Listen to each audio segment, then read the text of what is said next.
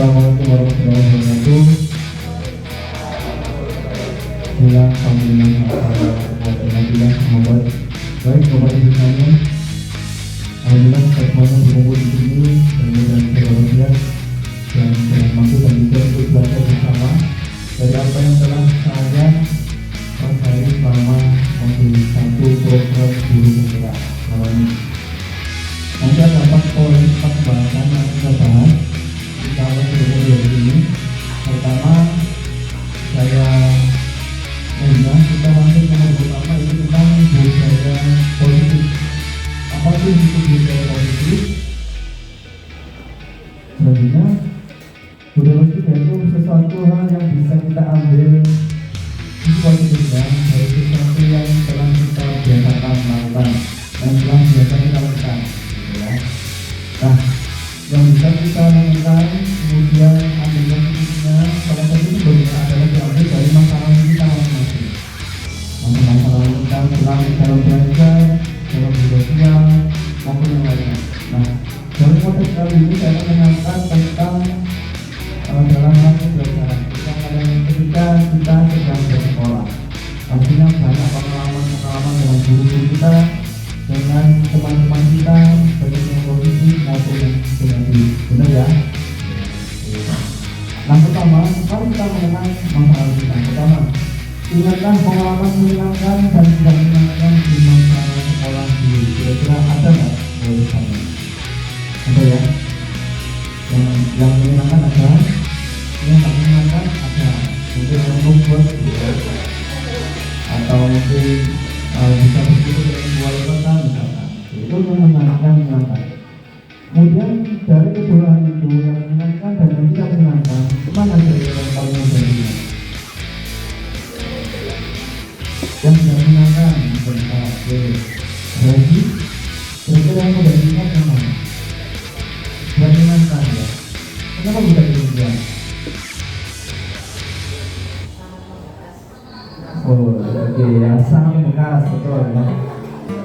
Sesuatu yang membekas. Karena kalau ada bekas itu bilang biasanya ya. Ya, dari yang tidak menyenangkan ya. Padahal semuanya sama-sama bisa bekas, baik yang menyenangkan maupun yang tidak menyenangkan. Mengapa demikian? Karena itu adalah sesuatu yang di luar dari itu. Sekarang kira-kira kita sebagai guru, apa yang ingin kita munculkan atau ingin kita siswa kita miliki? Pastinya juga ada kenangan yang menyenangkan aja ya, bahasa yang tidak menyenangkan.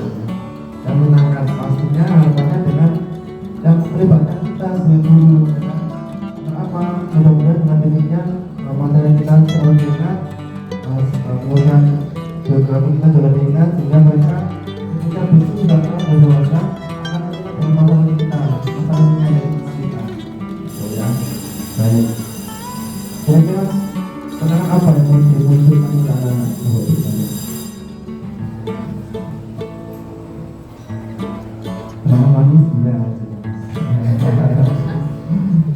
Kenangan bisa belajar dengan enjoy, dengan santai, dengan nikmat, tanpa ada rasa canggung, tanpa ada rasa sungkan, tanpa merasa takut, tanpa perlu merasa tidak enak dengan guru. Maka kita sebagai guru, kalau bahasa yang lainnya yaitu merakyat dia kepada siswa. Turun gunung. Lanjut. Bentuknya. Pada pembahasan di sini positif ini ada 5 pembahasan pada kali ini ya. Pertama adalah tentang visi positif, kedua tentang poin motivasi hukuman dan pembacaan, kemudian yang ketiga meyakinkan kelas, yang keempat berhubung dasar manusia dan dunia berkualitas, sampai itu maksudnya dunia berkualitas yang kita bahas, kemudian restitusi 5 posisi kontrol, dan yang terakhir yaitu restitusi segitiga restitusi. Lanjut kita ke disiplin positif yang kedua, yaitu hukuman dan penghargaan. Ada 3 gambar di sini bapak sekalian. Gambar ada orang tua yang mengemarahi anaknya, ada anak kecil yang sedang mengepel membersihkan lantai, dan juga ada lagi ada gambar kado. Maksudnya apa? Maksudnya Jadi guru seorang orang tua mengeluarkan anaknya sebagai bentuk hukuman untuk bisa mendisiplinkan anak, gitu ya. Kedua yaitu memberikan hukuman dengan hal yang positif. Yaitu anak itu diberikan hukuman dengan cara menyuruhnya membersihkan lantai. Oke. Dan yang ketiga, memberikan penghargaan agar meningkatkan motivasi belajar anak.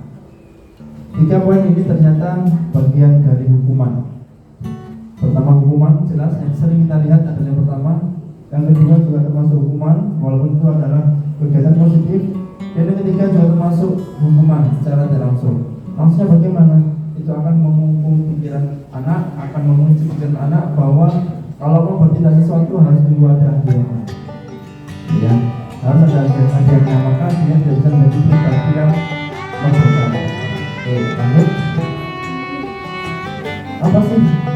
Ya, kita tambahkan di sini ada cara belajar rapi. Ada juga yang kita dalam belajar dalam film Harry Potter itu seorang guru mau memukul ya, mengelus kepalanya begitu. Bedanya apa kira-kira? Ada yang bisa bedakan? Di sini berkata rapi, yang satunya seperti ada bunyi. Bedanya apa? Kira-kira prosesnya gimana bedanya? Untuk mendisiplinkan.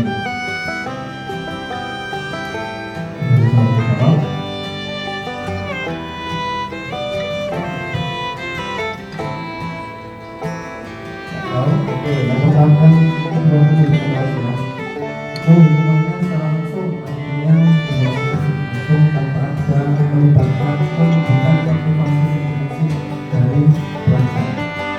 Oleh kedua ini diberikan dengan motivasi prinsip dari perjalanan dari.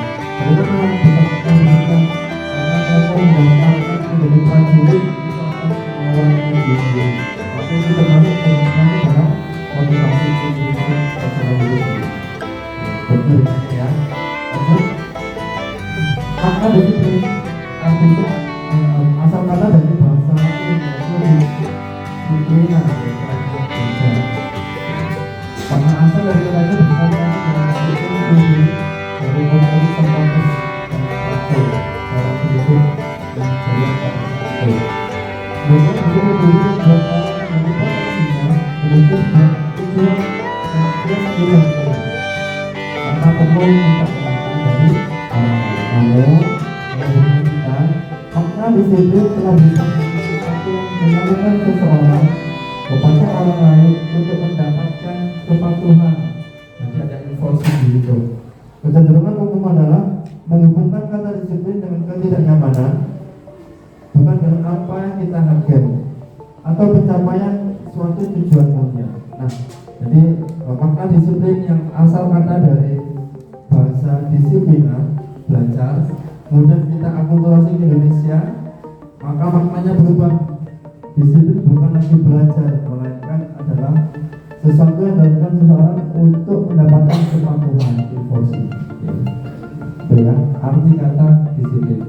Selanjutnya kita belajar tentang disiplin dan nilai-nilai kebajikan.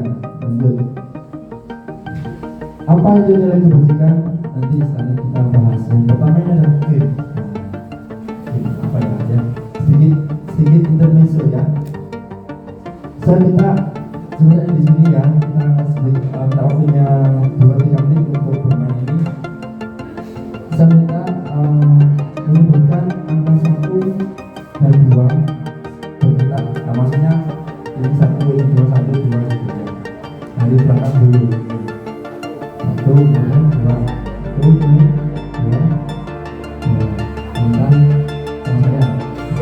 2, saya bilang ya. Ini adalah yang satu ini masih dengan ya. Satu itu orangnya unik, orang fisik, orang menjadi konsep ya. Pemasarannya tinggi dan bermanfaat. Itu ya. Yang kedua yaitu orangnya dalam dunia mudah suka menghargai sesuatu. satu teorinya tuh bisa berhasil, maka akan saya simpan. Mungkin suatu saat kelak besok masa depan akan berharga sekali. Nah, bahkan itu makanya coba kita terapkan bersama ya. Yang nomor 2 tadi, anggaplah sesuatu yang berharga tadi ada di tengah kalian masing-masing, karena Bapak sekalian. Oke. Yang satu karena masuk maresek ya, jadi pengen buka tangan gitu ya. Nah, oke. Kira-kira dulu kita gambarkan dulu yang kedua atau yang nomor 2. Sesuatu berharga itu coba kita bayangkan, kira-kira apa yang berharga menurut kita? Fulus, itu sudah umum ya, yang lain selain fulus. Keluarga, oke. Apa lagi? Kesehatan, penting, betul. Oke, cukup. Bahagia, oke, betul. Nah, katakanlah kesehatan adalah benda dan keluarga adalah benda kecil itu ya. Saya simpan. Kalau misalkan yang buat resep ini membuka ini, berarti saya harus menjaganya atau saya harus melepaskannya. Oke, sudah lepas juga. Pokok satu yang satu. Coba yang satu berpikiran bagaimana pokoknya caranya tangannya terbuka. Kira-kira siapa yang mau ditawarkan?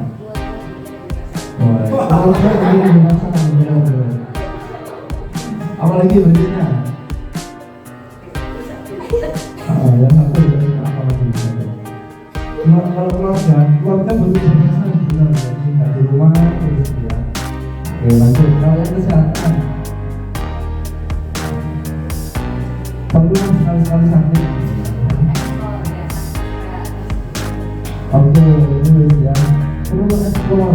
Kalau sakit berapa bulan kemudian bertambah, ya. Maka akhirnya yang nomor 2 tadi melepaskan genggamannya gitu ya. Akhirnya mengalami sakit. Nah, itulah yang kita bahas kali ini. Itu tentang kontrol dari saya. Ada banget itu sesuatu hal yang kecil sudah digenggam, kemudian letakkan sarung tangan, kemudian berperan 2 orang tadi, satunya membujuk, satunya mempertahankan. Apa yang terjadi? Yaitu kita bahas tentang kontrol, kendali. Dalam rangka hal itu, siapa yang paling memiliki kontrol? Yang membuka tangan atau yang membuka tangan? Yang membuka tangan, benar ya? Yang membuka tangan.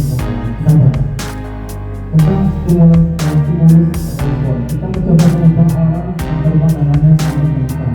Ini adalah stimulus respon yang lain, negosiasi.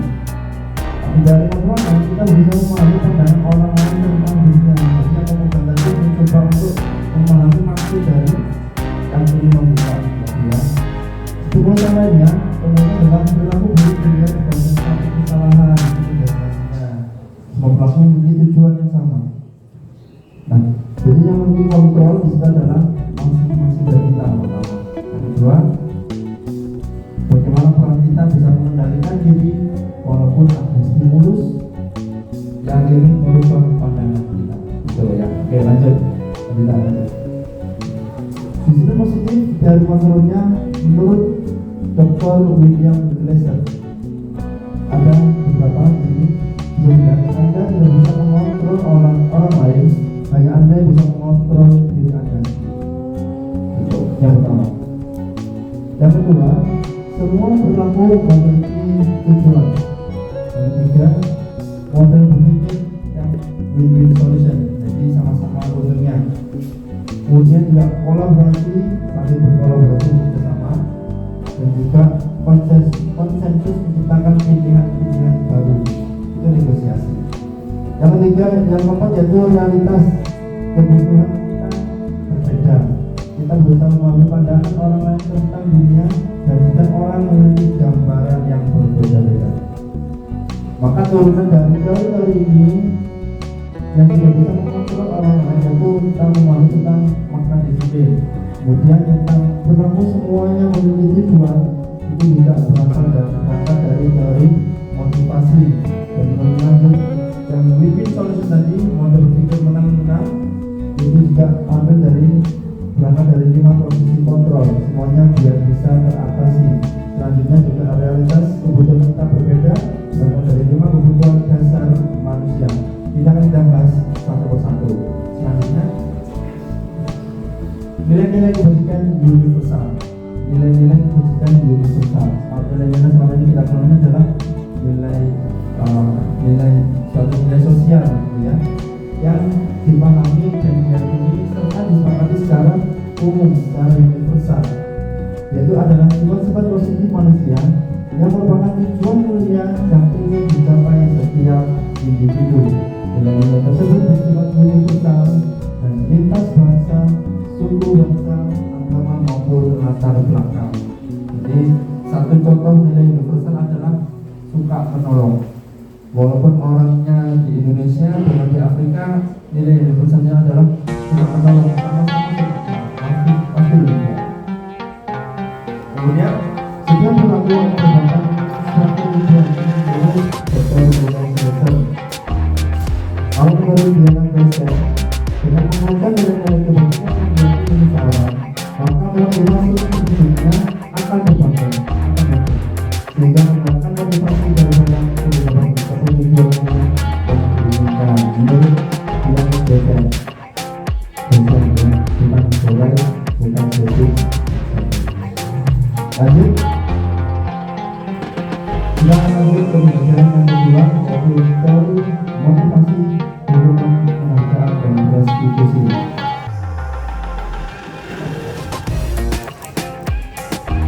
Dalam teori motivasi terdapat dua ada motivasi internal, ada motivasi eksternal. Ada sebagian contoh eksternal sendiri dalam digunakan menjadi untuk menghindari kesenangan, yang kedua untuk mendapatkan imbalan. Itu motivasi eksternal yang masuk. Begitu bahwa contohnya yang menjadi adalah apa yang akan menjadi bila saya melakukannya. Ya. Yang kedua, apa yang akan saya dapatkan. Ini motivasi eksternal. Kemudian contoh yang motivasikan bagaimana? Yaitu untuk menghargai dirinya sendiri. Bagaimana contoh pertanyaannya dalam saya akan menjadi orang seperti apa bila saya melakukannya. Nah, bila motivasi ini meninggal tersendiri-sendiri. Lanjut saja. Menurut filosofi yang berkuasa, maka merdeka menurut saya adalah tidak hanya terbuat dari kita, tetapi juga cakap untuk memberikan diri sendiri. Dan saya kira dari kalimat ini termasuk kalimat motivasi eksternal atau internal. Internal, merdeka artinya tidak hanya terlepas dari perintah, tapi juga cakap untuk memerintah diri sendiri. Termasuk motivasi internal, intrinsik, betulnya memunculkan motivasi semangatnya dari dalam diri kita sendiri. Selanjutnya, nah, kita bahas tentang restitusi sekarang. Apa itu restitusi? Ada yang pernah paham apa itu restitusi? Kenapa jadi? Kita baca bersama di sini ya. Kalau saya lebih tahu duluan, maka akan jelaskan. Kalau itu juga beban, saya jelaskan ya. Restitusi, apa itu restitusi? Yaitu hanya merupakan kondisi bagi diri untuk memperbaiki kesalahan mereka. Dan sifatnya namanya kondisi, bukan pada sebuah keputusan. Sehingga mereka bisa menggunakan atau yang lebih kuat.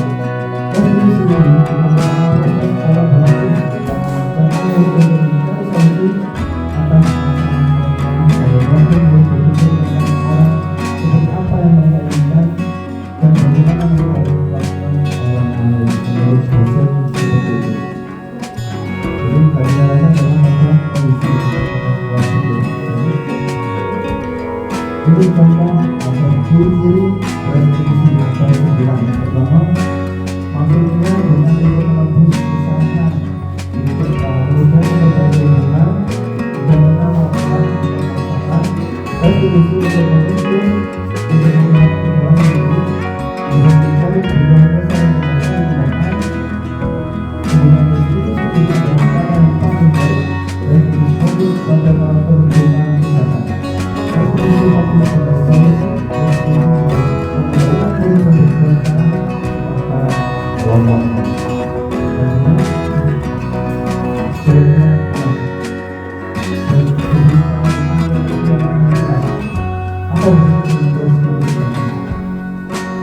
Jadi dengan adanya kelas ini bisa meminimalisir adanya barisan. Karena kalau ada barisan sosial di antar kelas, di antara siswa dalam kelas tersebut, maka restitusilah berperan di situ. Oke, mengapa kita bahas tentang keyakinan kelas? Ada contoh di sini tentang seorang polisi menegur pengendara tanpa menggunakan helm. Oke, dan satunya yaitu gambar tangan menunjukkan jam, artinya dia harus tepat waktu menghargai dirinya sendiri. Nilai mengapa tidak peraturan saja, mengapa harus keyakinan kelas? Dua gambar ini berbeda. Bahwa di sini adalah peraturan kelas atau peraturan, dan di sini adalah keyakinan kelas. Di mana perbedaannya? Kita lanjutkan ke slide berikutnya. Nah, ini gambar contoh yang mana yang merupakan kegiatan atau keyakinan kelas. Ada dua gambar di sini. Salah satunya adalah keyakinan kelas, salah satunya adalah peraturan kelas. Peraturan dan keyakinan kelas. Menurut Pak Mania, yang mana yang termasuk dari keyakinan kelas? Yang putih, kenapa demikian?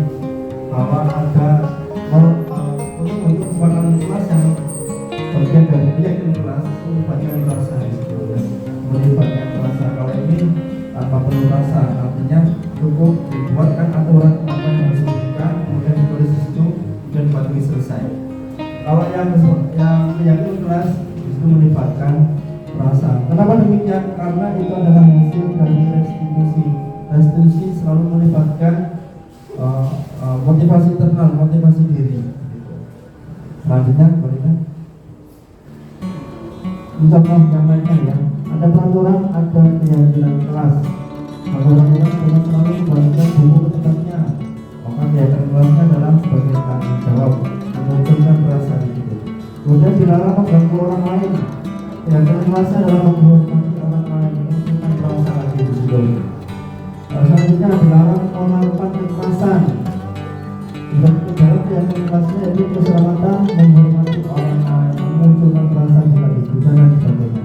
Jadi keyakinan kelas adalah hasil atau buah dari kondisi restitusi. Selanjutnya, ini ada contoh, ada 6 contoh. Bapak Ibu sekalian, kita jawab bareng-bareng. Kira-kira itu bagian hukuman atau konsekuensi? Yang perlu kita tahu adalah hukuman sesuatu yang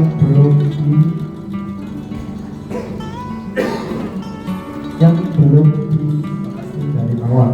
Kalau konsekuensi sudah disepakati dari awal. Yang nomor 1 menurut wanita itu termasuk hukuman atau konsekuensi. Diulang ya, apa demikian?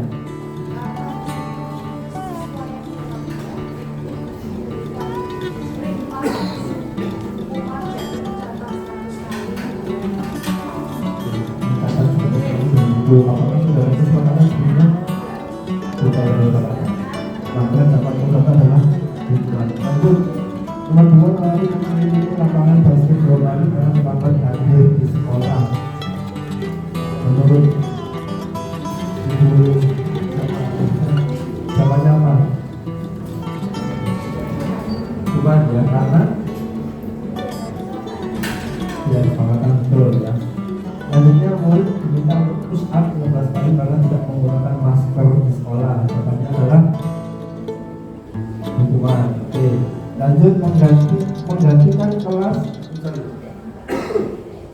menggantikan kertas tugas teman yang telah dicoret-coret. Ada kesepakatan tertentu di situ. Ada kesepakatan tertentu. Ketika telah selesai dicoret, ada kesepakatan tertentu. Ada. Kesepakatannya adalah menggantikan poinnya di situ. Kalau ini tidak ada kesepakatan, ada negosiasi, gitu ya. Tidak ada negosiasi. Maka nomor 4 masuk pada konsekuensi. Oke, berikutnya membersihkan tumpahan air di meja tulis karena tersenggol pada saat belajar, termasuk hukuman atau konsekuensi.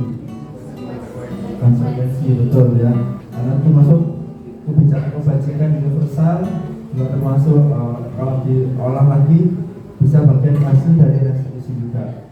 Kemudian murid disuruh untuk melepas sepatu seharian di sekolah karena tidak mengenakan sepatu hitam. Bagian dari hukuman atau restitusi atau konsekuensi hukuman, betul ya.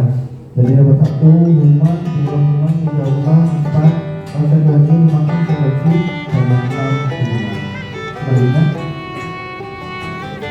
menurut dosen hukuman memang berhasil pada orang-orang sukses maka mereka harus bergerak dan memaafkan si pemukul.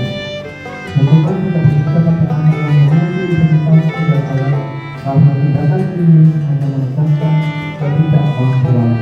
Ya, itu mengenaskan bahwa bukan tidak mampu.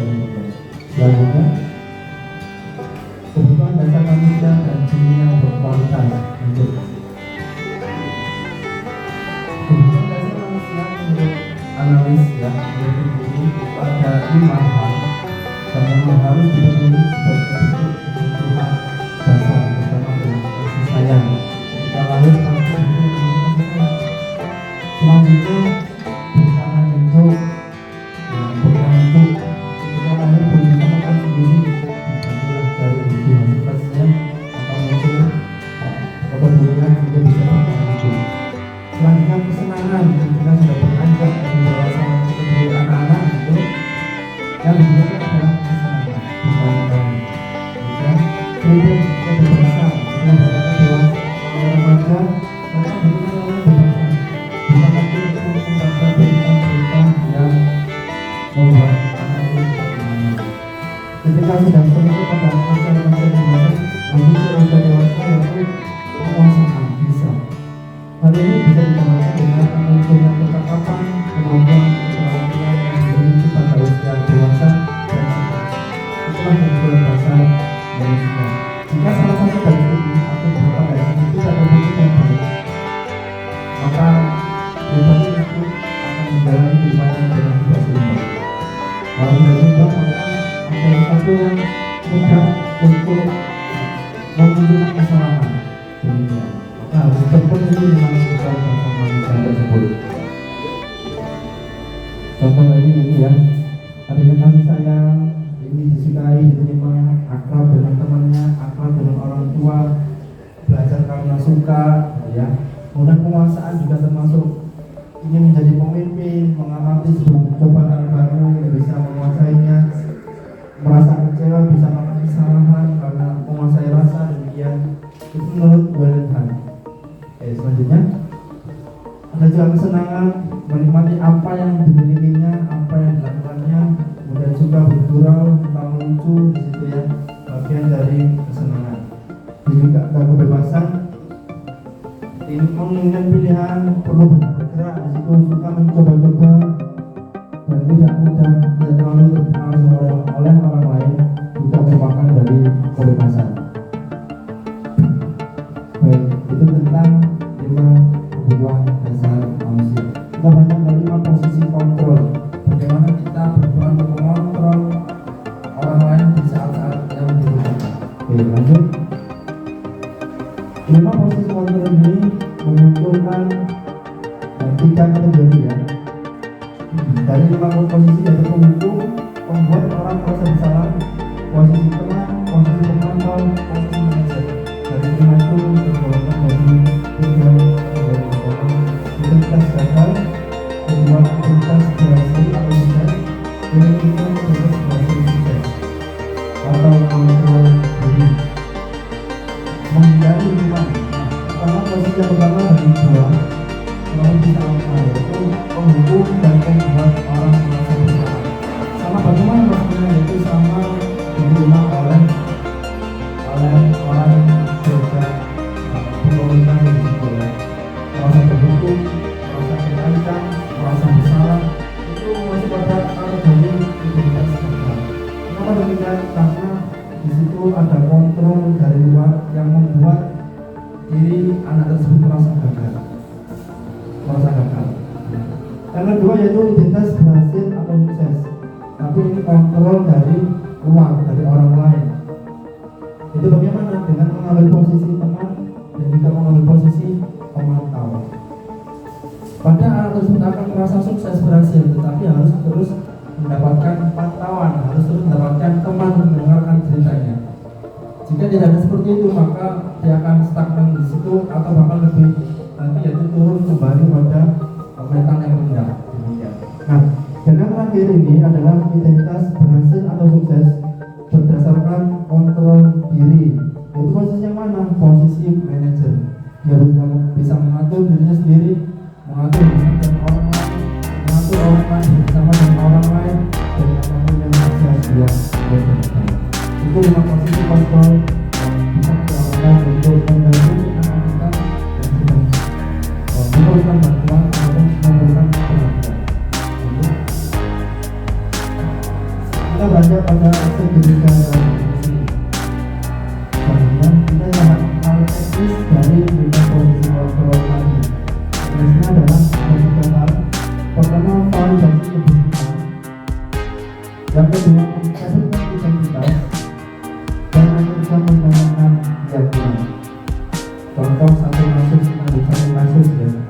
Ambil satu kasus dia suka terlambat datang ke sekolah. Kita ketika bertanya, ketika konfirmasi tidak langsung menghukumnya, tidak langsung membuat dia masih bersalah. Lalu apa yang harus kita lakukan? Kita validasikan kebutuhannya. Bagaimana bentuk memvalidasi kebutuhannya? Ini contoh Ustaz juga. Yang kita berikan identitas. Pertama, anak yang datang terlambat dan pastinya merasa bersalah di situ. Kalau kita tenangkan dulu, kita stabilisasi dulu identitasnya. Dengan bagaimana mengatakan hal yang demikian? Membuat salah itu kalau kamu benar terus, namanya bukan manusia. Kemudian tidak ada juga manusia yang sempurna. Jadi anak dengan dikatakan seperti itu akan merasa tenang. Walaupun salah, memang tetap bersalah, tapi harus diterangkan terlebih dahulu. Jika sudah stabil identitasnya, maka kita beranjak tahap yang kedua, yaitu memvalidasi kebutuhan. Kalau sudah salah, sebenarnya kamu kenapa? Kamu bisa juga melakukan kesalahan yang lain atau bahkan yang lebih. Tapi kamu nggak mau kan? Kamu terlambat saja kan? Ini mengorek lebih jauh lagi. Setelah stabil, kita korek maksudnya dia terlambat. Selanjutnya, setelah terkorek, terungkap maksud dari mengapa dia terlambat, kita tanyakan kira-kira bagaimana dia. Kira-kira yang kita baca atau pertanyaan, apa nilai yang kita baca setelah sekolah ini?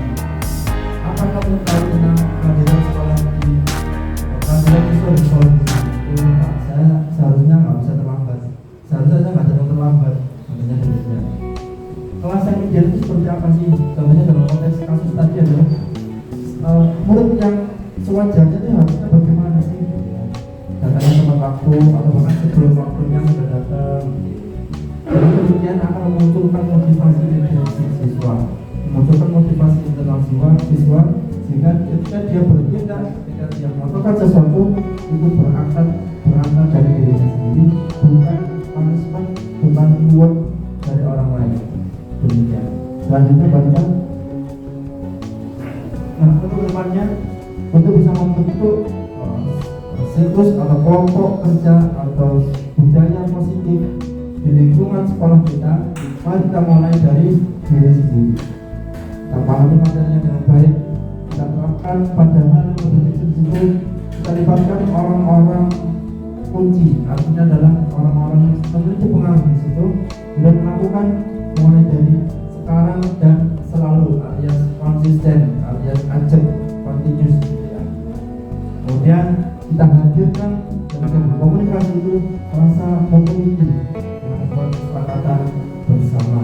Setelah dihadirkan maka kita menciptakan lingkungan yang saling mendukung, saling menguatkan. Kalau dalam bahasa disebutnya dalam berintegritas itu dalam diri maupun dalam kesepakatan kelas yang dibentuk. Setelah itu akan kita temukan akar permasalahan sebelum menentukan solusinya. Nah, itulah 6 tahapan yang bisa kita bangun untuk membentuk budaya positif di sekolah kita dengan harapan apa yang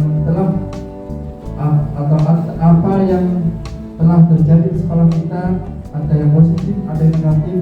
Yang positif kita tambah positifnya, yang negatif kita convert kepada yang positifnya, sehingga budaya di sekolah kita menjadi budaya yang positif dan anak-anaknya menjadi pribadi yang berbeda termasuk pada guru-guru. Baik, Bapak Ibu sekalian, sampai sejauh ini sebelum saya tutup, ada pertanyaan? Jelas ya. Baik, maka nanti mulai besok kita terapkan bersama-sama ya. Ketemu dengan murid yang melakukan kesalahan, kita dekati dengan restitusinya ya. Katakan kamu nggak salah, nggak sepenuhnya salah ya. Maksud kamu apa ya? Harusnya bagaimana sih? Baik, terima kasih, mudah-mudahan memberikan manfaat dan sekolah kita menjadi sekolah yang lebih baik untuk Assalamualaikum warahmatullahi wabarakatuh. Salam bahagia.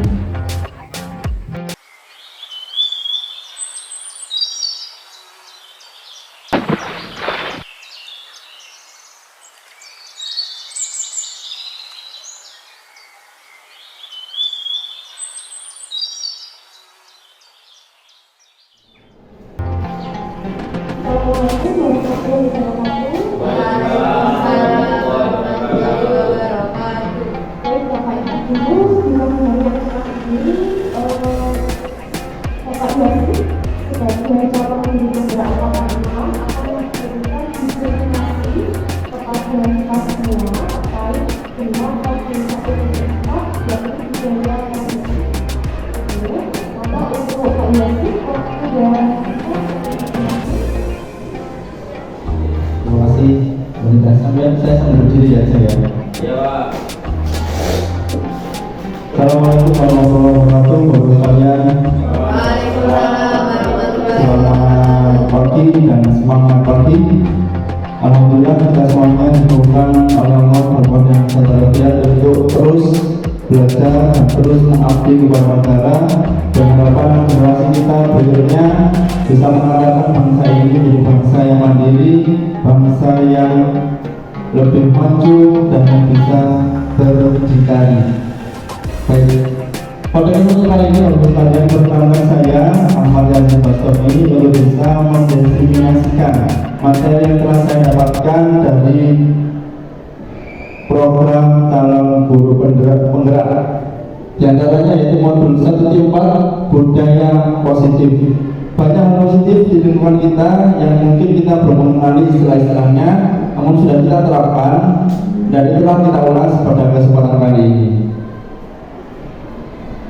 Pertama saya memantik dulu pengalaman Bapak Ibu sekalian. Yang namanya sekolah dulu pernah SMP lagi. Nah, pasti banyak pengalaman baik dan buruknya.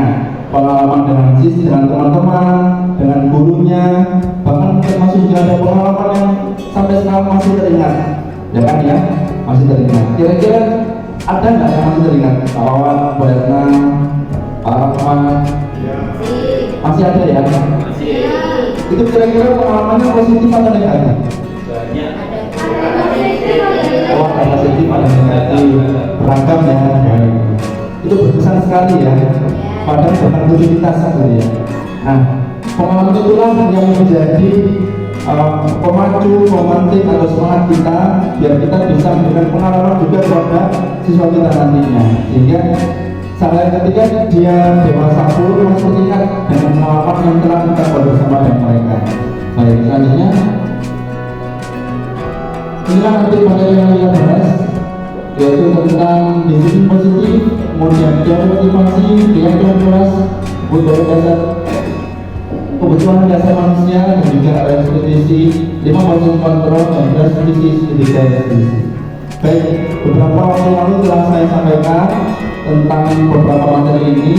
Kita hanya mengulas saja sebagai penguatan dan juga pengulasan sekilas biar kita bebas dan pemahamannya. Selanjutnya ada hukuman dan juga ada penghargaan. Ini lepas dari kita setuju atau tidak setuju, dan itu nyatanya ada di lingkungan kita. Hukuman dapat mendisiplinkan anak seketika itu. Baik. Selanjutnya pemberian hukuman dengan hal positif seperti membaca buku atau memperhatikan hal-hal sekolah dapat meningkatkan disiplin anak. Kita semua sepakat setuju ya. Setuju. Termasuk juga memberikan penghargaan dapat meningkatkan motivasi belajar anak. Setuju ya. Setuju. Dan itu ternyata teman-teman sekalian sifatnya hanya sementara, hanya seketika itu saja, tidak bisa berimbas sampai ke depannya. Selanjutnya ada dua gambar di sini tentang kedisiplinan.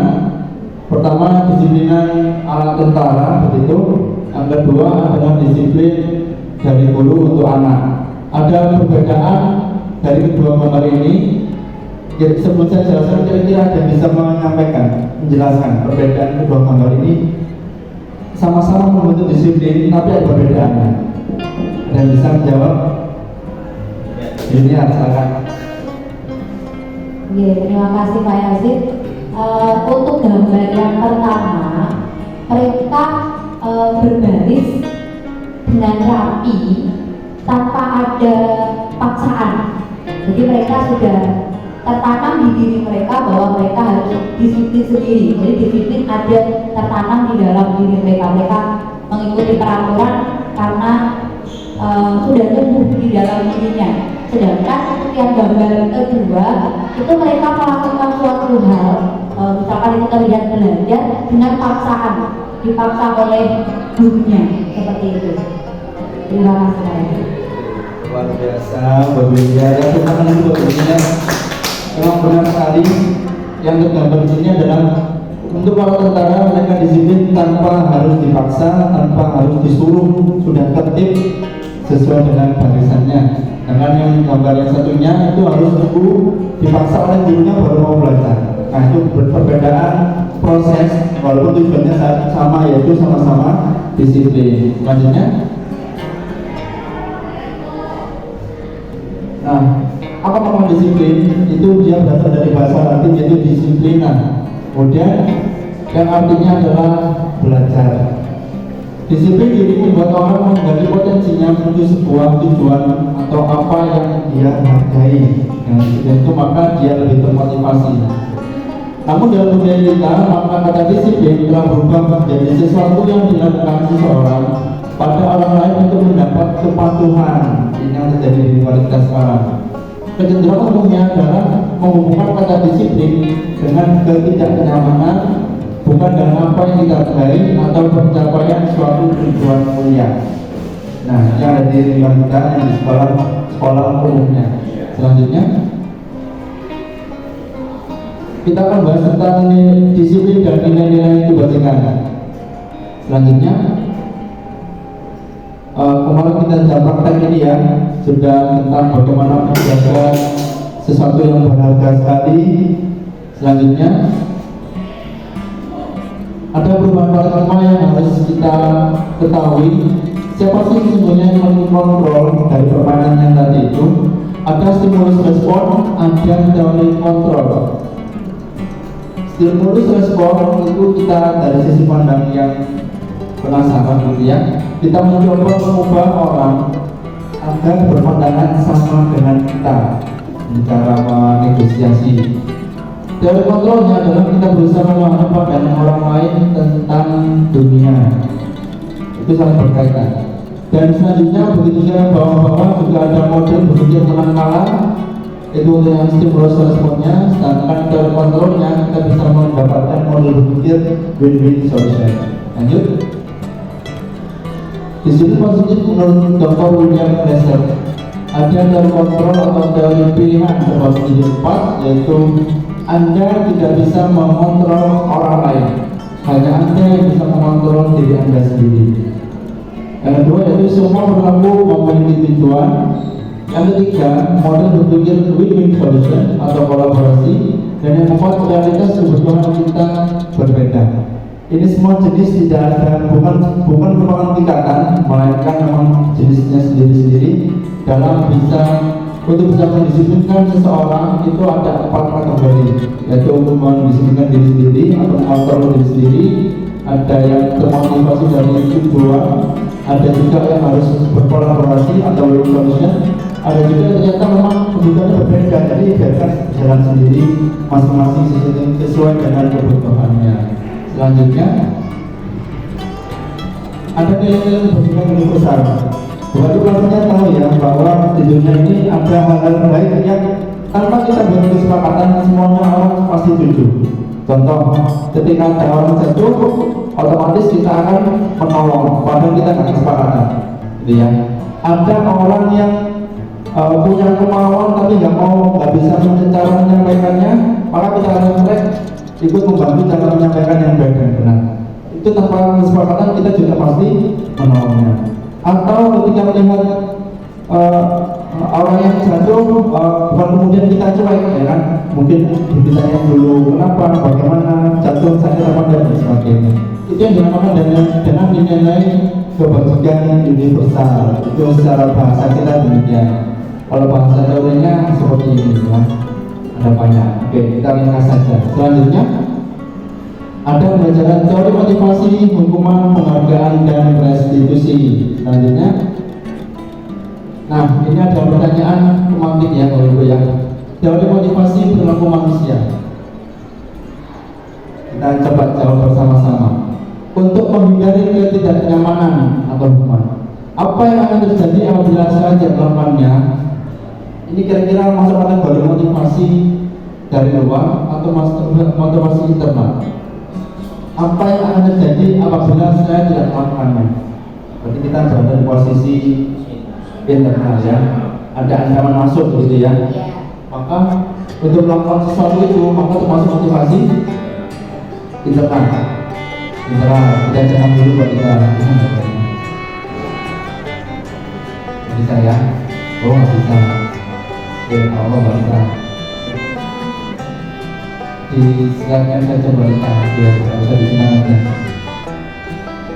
Yang berbuat wanita masih bisa disilakan. Oke. Selanjutnya yang nomor 2, untuk mendapatkan imbalan dari orang lain. Ini namanya seperti itu. Apa yang akan saya dapatkan apabila saya melakukannya? Itu masuk motivasi yang mana? Eksternal internal. Eksternal karena ada imbalan dari orang lain, gitu ya. Yang ketiga, untuk menghargai diri sendiri. Saya akan menjadi orang yang seperti apa bila saya melakukannya. Saya akan menjadi orang yang seperti apa bila saya melakukannya. Nah, berarti motivasi berangkat dari internal. Maka yang atas berangkat dari eksternal karena akan mendapatkan dukungan dari orang lain. Ini adalah perbedaan motivasi eksternal dan internal. Selanjutnya, menurut Piaget dorong-dorong mereka itu artinya dalam tidak hanya terlepas dari perintah, akan tetapi juga cakap membuat pemerintah diri sendiri. Selanjutnya, nah ini hal penting yang perlu kita pahami tentang perubahan cara berpikir yang pas tentang kita sekarang. Restitusi. Apa itu restitusi? Yaitu proses menciptakan kondisi, menciptakan suasana gitu ya, bagi murid untuk memperbaiki kesalahan mereka sehingga mereka bisa kembali pada pokok mereka dengan karakter yang lebih kuat. Jadi ketika ada peristiwa yang membuat siswa di sana, bukan kemudian kita langsung menjustis, bukan kemudian kita langsung menghukum, tapi kita menciptakan kondisi ya. Jadi tidak ada justifikasi di situ. Selanjutnya, 9 ciri kondisi yang membangun ya restitusi tadi. Pertama, bukan untuk menembus kesalahan. Kemudian yang kedua, membantu hubungan. Yang ketiga, berupa tawaran. Yang keempat, menuntut untuk melihat ke dalam diri. Yang kelima, mencari kebutuhan dasar yang mendasar di tindakan. Yang keenam, cara yang paling baik. Yang fokus pada karakter, yang ke-8 fokus pada solusi, dan yang ke-9 mengembalikan murid yang berbuat salah kepada kelompoknya. Selanjutnya, sekarang kita bahas keyakinan kelas. Selanjutnya, ada perbedaan antara peraturan dan juga keyakinan kelas, Bapak sekalian. Peraturan kelas dan juga keyakinan kelas. Selanjutnya, ada dua gambar, Bapak sekalian. Ada kesepakatan kelas, ada kesepakatan kelas. Dua gambar ini salah satunya adalah keyakinan kelas, bukan peraturan kelas. Ada perbedaan antara peraturan dan keyakinan. Kalau peraturan adalah berangkat dari komunikasi satu arah. Jadi sudah dibuatkan list 10 peraturan, kemudian diserahkan kepada anak untuk dipatuhi. Kalau keyakinan kelas kita buat peraturan bersama-sama. Nah, dari kedua gambar ini kira-kira yang termasuk keyakinan kelas yang mana? Yang hijau kah atau yang putih kah?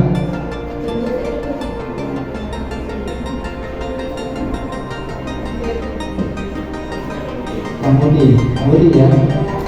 Kami guru dan murid yang saling menyayangi, kami murid yang bersemangat dalam belajar, kami murid yang peduli dengan teman-teman.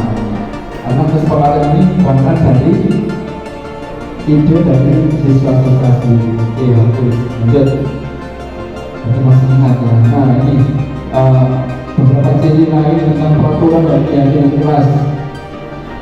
Salah satu indikatornya ya, ketika suatu kesalahan terjadi, selalu kembalikan buku ke tempatnya.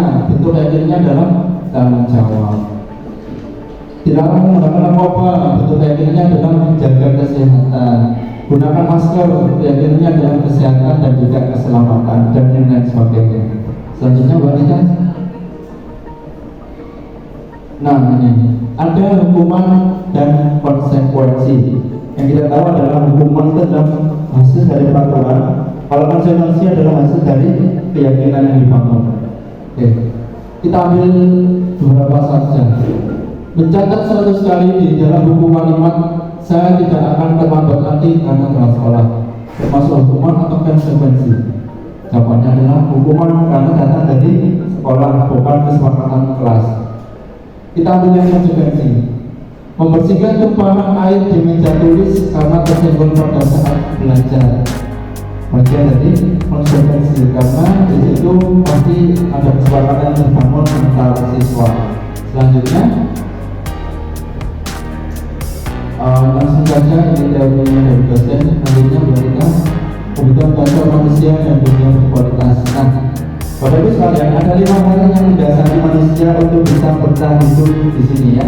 Ada 5 dasar kebutuhan manusia.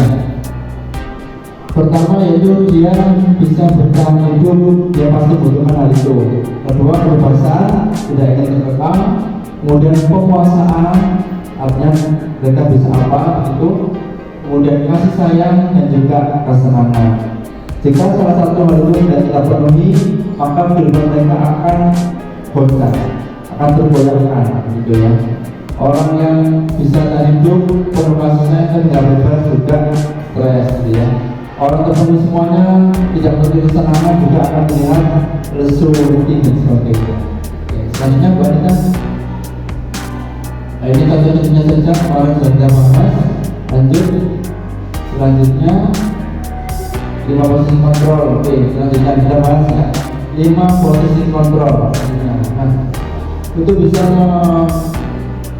memberikan solusi atas permasalahan yang terjadi di kalangan siswa. Ada 5 posisi yang bisa kita ambil.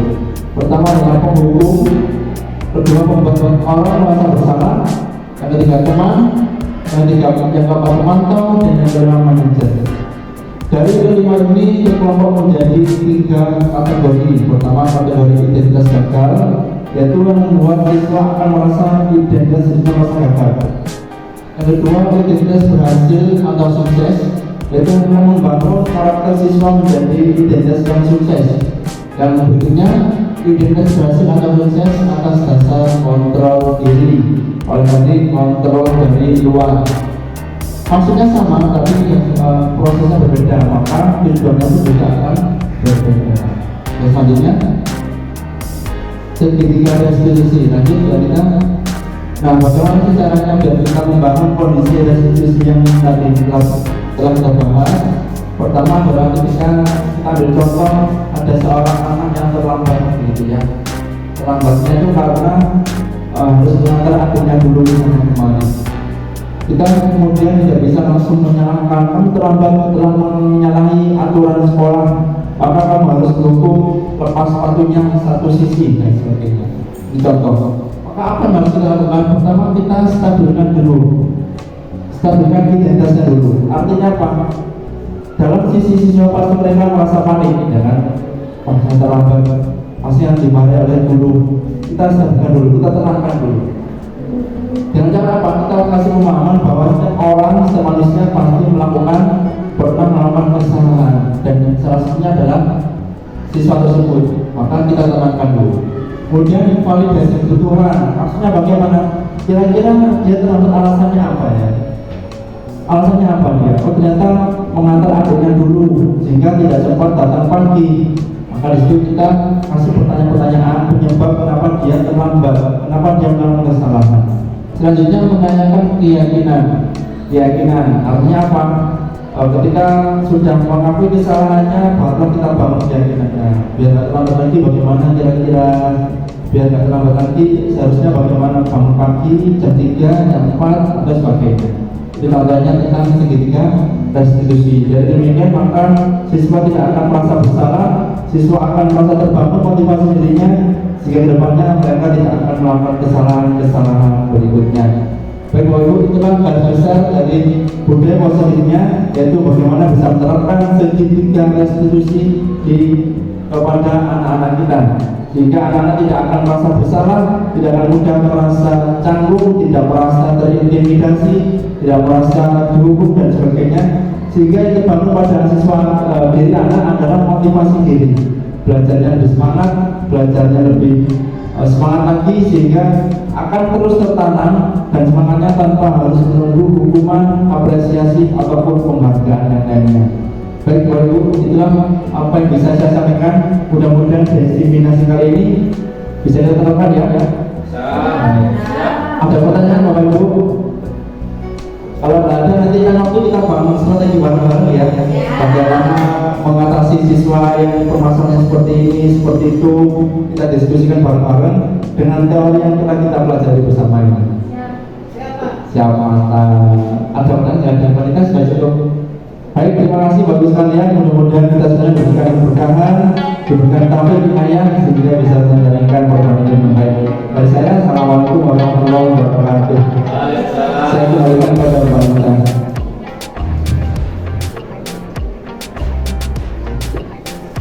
Baik Bapak Ibu, terima kasih banyak untuk informasi hari ini. Telah meluangkan waktu dalam diseminasi calon guru penggerak dari Al-Fatihah Islam. Maka acara diseminasi hari ini saya tutup. Terima kasih.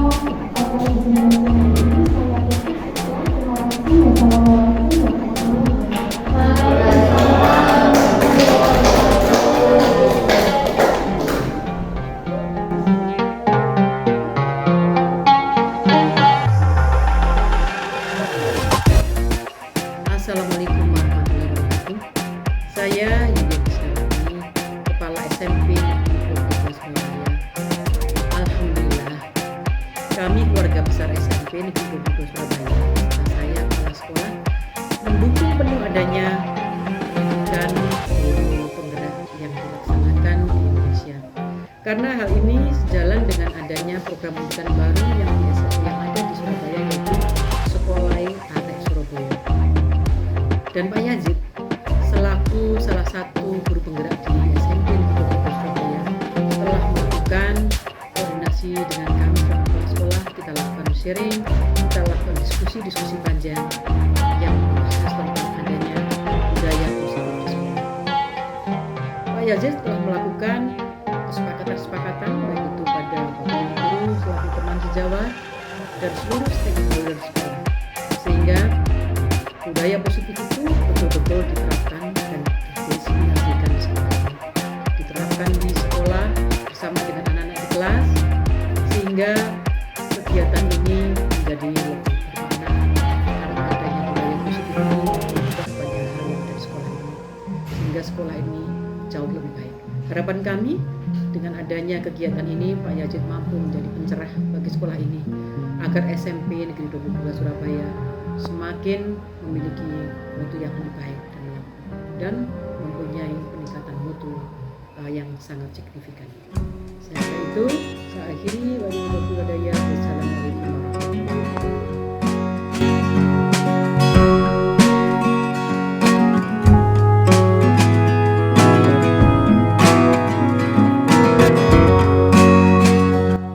Assalamualaikum warahmatullahi wabarakatuh. Perkenalkan, nama saya Santoro.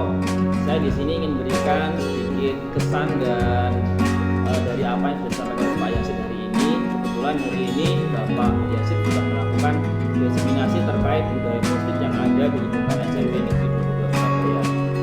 Yang dilakukan oleh Pak Yazid hari ini adalah sangat luar biasa karena banyak hal yang diangkat pada materi kali ini sehingga mungkin memberikan teladan bagi Bapak Ibu guru yang kebetulan belum pernah lihat secara langsung atau mengalami secara langsung. Jadi apa yang dilakukan Pak Yazid sangat bagus, bisa menjadi contoh dan bisa menjadi pengalaman yang luar biasa yang mungkin bisa diterapkan oleh Bapak Ibu guru yang lain. Terima kasih Pak Yazid atas diseminasi hari ini. Selalu semangat dan semoga sukses di Guru Penggerak tahun ini. Semangat!